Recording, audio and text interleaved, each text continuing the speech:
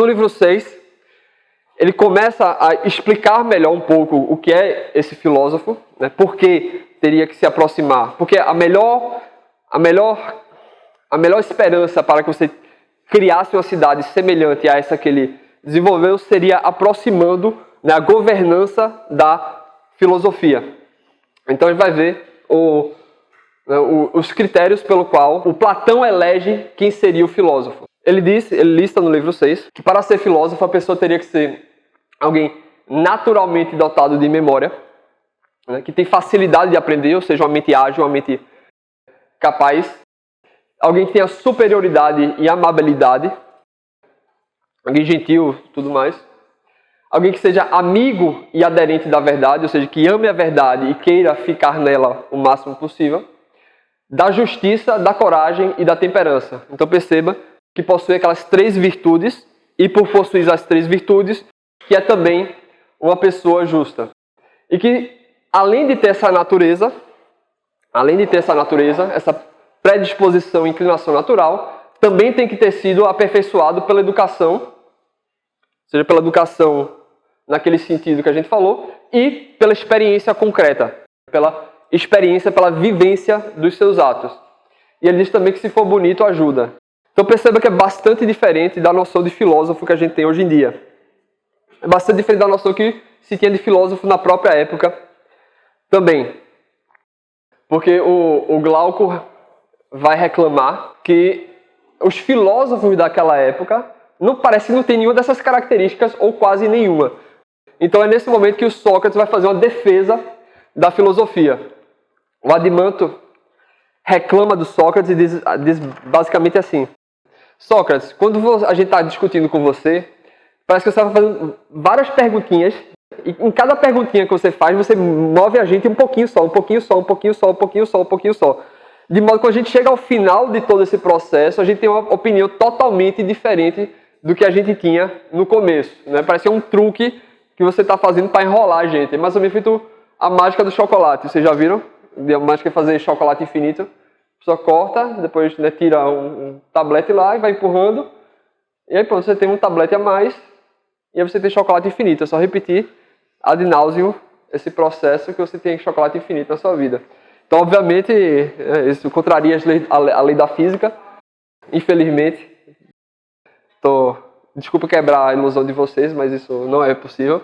Mas o que acontece? Quando ele recorta, ele obviamente tira um pouquinho de área, né, desses pontos recortados, e é por isso que você pode fazer a movimentação de maneira que a área retirada é igual à área disso daqui. Então, o Adimanto ele diz que o Sócrates faz isso. Ele pega uma posição inicial sua e em cada pergunta que ele faz, ele vai lhe desviando um pouquinho, contrária do que você tinha no começo. Mas não porque você de fato mudou, mas porque Sócrates lhe atrapalhou. Então o Adimanto vai dizer que se você for olhar para o filósofo na vida real, ele não tem nada disso do que o Sócrates falou. São um bando de imprestáveis, né, preguiçosos, meio loucos, que não servem para nada, que não cuidam das pessoas, não cuidam da vida deles, só fala besteira e por aí vai. E aí o Sócrates vai fazer a defesa da filosofia, a defesa do filósofo. Ele diz que, na verdade, não é culpa da filosofia que os filósofos da época são desse perfil. Então, primeiro ele vai fazer a parábola do navio. É a famosa parábola dele, que diz o seguinte: a cidade é como se fosse um navio. E você tem o dono do navio, que é uma pessoa bem forte, bem grande, mas uma pessoa que não pensa muito bem, meio débil, né, meio cega, meio surda. Então, essa figura grande, forte e dona do navio, porém não muito ágil intelectualmente, seria o povo como um todo. Além desse dono do navio, você teria os marinheiros. Né? Os marinheiros que seriam os políticos. Então os marinheiros ficam todos a brigar para assumir o comando do navio.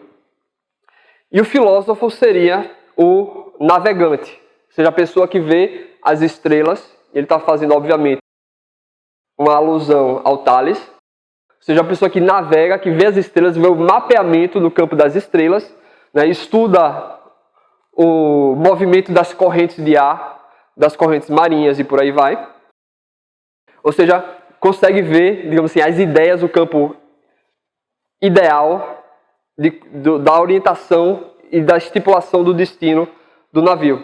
Então, ele disse que é o seguinte: os marinheiros ficam a brigar um pelos outros para assumir, né, o leme do navio, e dizem que a técnica do navegante, a técnica de ver as estrelas e se guiar e tudo mais, é algo totalmente inútil e que nada ajuda na orientação do navio, né, que é algo muito ideal, muito viajado, e não permite com que você manuseie o lema, né, ficar estudando as estrelas não lhe permite manusear o leme. Então os navegantes todos brigando uns com os outros, né, chegam na concórdia de embriagar o dono do navio, torná-lo mais confuso ainda e convencê-lo de que a técnica da navegação é totalmente desnecessária para a orientação do navio. E aí, se o navegante tenta discutir, tenta reclamar, tenta mostrar o seu valor, eles terminam, né, mandando ele andar na prancha. Então, nessa analogia, está querendo dizer o quê? Ora, há, obviamente, a necessidade de você fazer as orientações imediatas e pragmáticas, mas elas precisam estar antenadas nas visões de longo prazo, nas visões gerais. Se você tenta só guiar perante o que está imediatamente no seu campo de visão, você termina se perdendo e não consegue chegar ao rumo inicialmente planejado. Então é necessário a congruência desses dois talentos, né? Ou seja, você ter o campo de navegação geral e o campo de manuseamento imediato, né? Juntar o longo prazo com o curto prazo para que você possa navegar. Então ele diz que primeiro, né, os filósofos tornam-se inúteis, não pela inutilidade da própria atividade, mas porque as pessoas não aceitam, as pessoas em geral, não aceitam as orientações dessa atividade. E aí, um outro ponto importante é a analogia que a gente vê no mundo clássico inteiro com a ideia de que entre medicina e filosofia. A analogia clássica diz o seguinte: ora, assim como o nosso corpo adoece e a gente precisa da medicina para organizar o nosso corpo, a filosofia seria como a medicina da nossa alma, da nossa psique. Então, assim como a medicina cuida dos desbalanços do nosso corpo, a filosofia cuida dos desbalanços, das desorganizações da nossa alma. E aí o Sócrates diz, né, que o médico não deve se rebaixar a sair procurando pacientes para cuidar da vida deles. O médico não deve chegar para você: ei, para de comer isso, andando pelo meio da rua, ei, para de comer essas coxinhas e dar um tapa assim na sua mão, né? Ao contrário, as pessoas que estão doentes que devem procurar um médico. Então ele disse que da mesma maneira, não é o filósofo que deve chegar no meio da rua para as pessoas e dizer: você precisa ajeitar a sua vida, você precisa ajeitar a sua alma, mas as pessoas é que devem procurar o filósofo para que ele possa orientar, ajustar e melhorar a vida das pessoas. E o terceiro ponto, que eu acho um ponto central dessa questão, é que ele diz o seguinte: perceba o altíssimo nível de exigência, de talentos e competências que o Platão coloca para que a pessoa possa ser um filósofo. Tem que ser alguém inteligente, de boa memória, raciocínio rápido, amável, corajoso, temperante, sábio, bonito e por aí vai. Ele diz que as pessoas que têm essa inclinação são pouquíssimas, são extremamente raras. Além de ser raras, são extremamente valorosas. Então, quando surge uma pessoa dessa na sociedade, todos os interesses da sociedade vão querer arrastar essa pessoa para as suas atividades. Então, um jovem que demonstra ter uma inclinação natural boa, excelente nesse ponto, faz com que a sua família queira arrastá-lo para atividades que defendem os interesses da sua família. Os políticos vão querer arrastá-lo para que façam atividades que interessem, que avançam os interesses desses políticos. Então, todos os setores da sociedade vão querer arrastar essas pessoas que demonstram ter talento.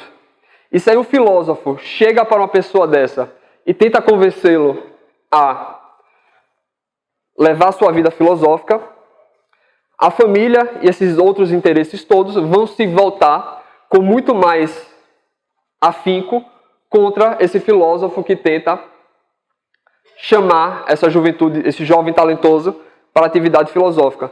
Então ele está fazendo uma alusão clara a situação histórica da personagem do Alcibíades, né, que era um jovem extremamente promissor, dos mais famosos em Atenas. E aí Sócrates tentou levá-lo para a filosofia, só que ele terminou se perdendo nos jogos políticos, né, e terminou causando um grande caos na sociedade. Então ele diz que justamente essas pessoas, né, quanto mais talentosas, quanto mais hábeis e tudo mais elas são, maior o seu poder, tanto de construir como de destruir. Então, o caso desses jovens que o Sócrates tentou aproximar da filosofia, eram jovens de extremo talento, porém, eles foram logo afastados da filosofia. E afastados da filosofia, eles causaram grandes danos à sociedade ateniense. Então, ele primeiro disse que isso não é culpa da filosofia, mas é culpa justamente contrária, do poder destrutivo que uma alma forte, porém bagunçada, tem. E aí ele diz que, justamente por ser muito altos os critérios de quem poderia, muito altos critérios de exigência da atividade filosófica, e por ter um grande vazio de pessoas que não conseguem preencher esse talento, porque todas as pessoas que poderiam preencher são afastadas da filosofia, então a filosofia termina ficando um grande deserto, onde pessoas que estão aquém das exigências da filosofia terminam povoando e ocupando. Então, novamente, ele diz que não é culpa da filosofia que pessoas que não têm a natureza, não têm as inclinações, não têm os talentos exigidos para fazer boa filosofia, estarem ocupando. Mas justamente, né, por os jovens talentosos terem sido afastados dela, a filosofia fica vazia e pessoas que têm menos talento, menos capacidade, menos competência, menos inclinação natural a fazer isso, terminam ocupando e aí fica toda essa bagunça, né, que se via na época. E é nesse ponto que realmente vai, depois que ele diz o perfil de quem poderia ser filósofo, o filósofo governante, é que ele diz que a governança, a justiça, a coragem, a sabedoria e a temperança de nada valem sem o conhecimento do bem. No livro 6 entra essa questão. Sócrates diz: só podemos entender a justiça, coragem, sabedoria, qualquer outra virtude à luz do bem, à luz do melhor, à luz do bem supremo. E aí, nesse momento, Glauco e Adimanto ficam insistindo: Sócrates, me diz o que diabos então é o bem? E aí Sócrates diz: infelizmente não posso falar. Infelizmente não posso falar tal como estávamos falando. Veja o tempo que demorou para a gente chegar à definição, a dificuldade que foi para a gente chegar à definição de justiça. O bem, o melhor, o bem supremo é algo infinitamente mais complexo, infinitamente mais difícil de se contemplar, de se entender do que a justiça. Então eu não tenho como falar para você a respeito do bem tal como estávamos falando da justiça. Entra naquela questão que a gente falou das doutrinas não escritas. Ou seja, aquilo que Platão achava que não podia falar por meio da escrita, que não podia divulgar para o público geral, mas a temática que só podia ser discutida em presença com pessoas que já dominassem a filosofia dele, que já fazessem parte do ciclo filosófico, e discutido oralmente, não por escrito. Mas ele diz assim: olha, não dá para vocês me acompanharem para eu falar diretamente do bem. O que eu posso fazer é falar do filho do bem. Vou falar do filho do bem, vou fazer uma analogia. O bem que ele está falando é o melhor, né? O bem no sentido superlativo, o melhor, o bem supremo. Então ele vai fazer duas analogias para tentar dar uma ideia para a gente do que é esse bem que ele está falando. A primeira analogia que ele é a analogia do sol. Ele diz o seguinte: olha, se você tem visão e tem objetos por aí, mesmo assim você não conseguiria ver as coisas. Além da capacidade de ver e além do objeto que você quer ver, é necessário uma fonte de luz que vai iluminar as coisas e pode permitir que você veja. Então, no campo da visão, a gente só consegue enxergar a luz de alguma fonte que ilumine os objetos que a gente quer enxergar. Ele diz que a principal fonte de luz, a mais forte, a mais perfeita e tudo mais, seria o Sol. Então ele vai fazer uma analogia entre o campo do empírico, o campo da nossa visão, do conhecimento empírico, e o campo da ideia do bem supremo, o campo da inteligência, do conhecimento intelectual. Então vai fazer uma analogia entre essas duas partes. Justamente, né, no mundo clássico sempre havia uma analogia entre o conhecimento e a visão. Porque Aristóteles diria que a visão é a maneira pela qual a gente consegue distinguir melhor as coisas. E não é à toa que cerca de 30% da energia do nosso cérebro, 30% da energia do nosso cérebro é usada só para processar os dados visuais da gente. Então, o nosso cérebro ele gasta muita energia para computar os dados visuais. Ele vai dizer que, assim como a fonte que permite com que a gente conheça pelos sentidos, há também a fonte do que permite que a gente conheça intelectualmente a verdade do pensamento. Então, se por um lado a gente tem o Sol como a grande fonte do conhecimento empírico, a gente tem a ideia do bem como grande fonte de conhecimento intelectual. A luz seria justamente a mídia que permite a gente conhecer empiricamente, e a verdade é a mídia que permite com que a gente entenda intelectualmente. E ele vai fazendo a comparação de cada etapa. Então, primeiro, a luz do Sol ilumina o objeto, e a ideia do bem permite com que entendamos a verdade das ideias do pensamento. Da mesma maneira que não basta ter o objeto o qual enxergamos, precisamos ter alguém que enxergue. Não basta ter as ideias do conhecimento, precisamos ter alguém que conheça. E o sujeito que vê enxerga pelo olho, da mesma maneira que quem conhece, conhece pela alma e não pelo dedo. Da mesma maneira que o olho só consegue enxergar se ele tiver a capacidade de ver, a alma só tem como conhecer se ela tiver a capacidade de raciocinar. Então, alma significa princípio de vida, em termos mais radical. Então, os animais têm psique, as plantas têm psique, né? Mas para conhecer as ideias, apenas as almas que têm a faculdade racional conseguem conhecer o campo do inteligível, do intelectual.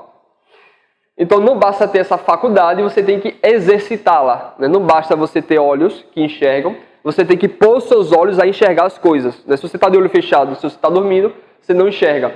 De igual modo, a gente só consegue conhecer a verdade das ideias se exercitarmos a nossa razão. Se a gente está deliberadamente, ativamente pensando a respeito das coisas. Não basta ter razão, a gente tem que exercitar essa razão. E aí, da mesma maneira que você tem diferente aptidão para enxergar, você tem pessoas que são míopes, você tem pessoas que enxergam, zera totalmente aquele teste do oftalmo. Qual é o termo? Teste? Campimetria. Você também tem pessoas que têm diferentes para o conhecimento. Pessoas que conhecem melhor, têm mais talento intelectual, e pessoas que têm menos talento intelectual. Então a primeira analogia que ele faz é a analogia do Sol e da ideia do bem, que divide o campo do conhecimento empírico e o campo do conhecimento inteligível. A segunda analogia que ele faz, para complementar essa, é a analogia da linha. Então ele diz o seguinte: imaginem que toda a realidade está numa linha dessa maneira. Depois ele pede para a gente dividir essa linha em duas partes desiguais.